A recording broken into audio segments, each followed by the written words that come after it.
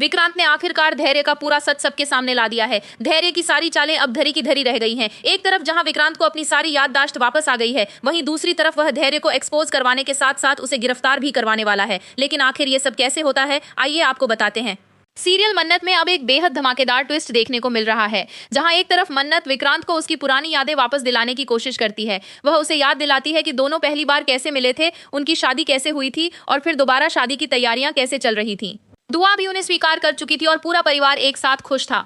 लेकिन इस पूरे परिवार में एक शख्स ऐसा था जो बिल्कुल खुश नहीं था, और वो था धैर्य। धैर्य ने परिवार के सामने मासूम बनने और सबकी चिंता करने का नाटक किया, लेकिन इसी दौरान उसने पूरे परिवार के खिलाफ साजिश रचनी शुरू कर दी। वही नीतू माँ को पहले ही धैर्य पर शक हो गया था। उन्होंने परिवार को समझाने की कोशिश की थी कि धैर्य को अपने साथ रखना सही नहीं है और आगे चलकर दुआ की परवरिश में भी परेशानी आ सकती है, लेकिन उनकी बात नहीं मानी गई और धैर्य को घर में ही रहने दिया गया। इसी का फायदा उठाकर धैर्य ने अपनी साजिशों को अंजाम देना शुरू कर दिया। इसके बाद विक्रांत को अचानक सब कुछ याद आ जाता है। वह बताता है कि नीतू माँ ने उसे सच बताने के लिए बुलाया था, लेकिन उससे पहले ही धैर्य ने उन्हें और विक्रांत को खत्म करने की कोशिश की थी। नीतू माँ के साथ जो कुछ हुआ, उसके बाद विक्रांत को पानी की टंकी में फेंक दिया गया था।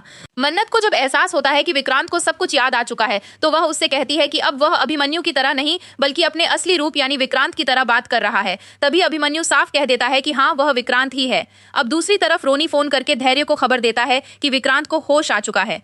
यह सुनकर धैर्य के होश उड़ जाते हैं, क्योंकि उसे उम्मीद थी कि विक्रांत कभी वापस नहीं आएगा। धैर्य मन ही मन सोचने लगता है कि आखिर विक्रांत बच कैसे गया।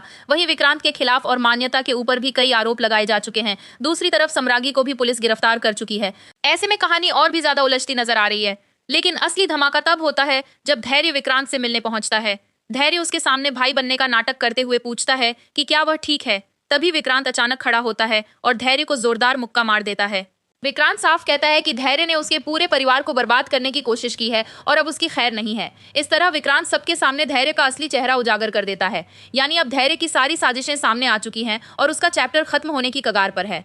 लेकिन दोस्तों, सवाल यह है कि क्या सिर्फ धैर्य का चैप्टर खत्म हुआ है? क्या राजवंश और सम्रागी की कहानी का भी अब अंत होने वाला है, या फिर आने वाले एपिसोड में कोई नया ट्विस्ट देखने को मिलेगा? आपको क्या लगता है, हमें कमेंट करके जरूर बताएं। और मन्नत से जुड़ी लेटेस्ट अपडेट्स के लिए हमारे चैनल को सब्सक्राइब करना बिल्कुल न भूलें।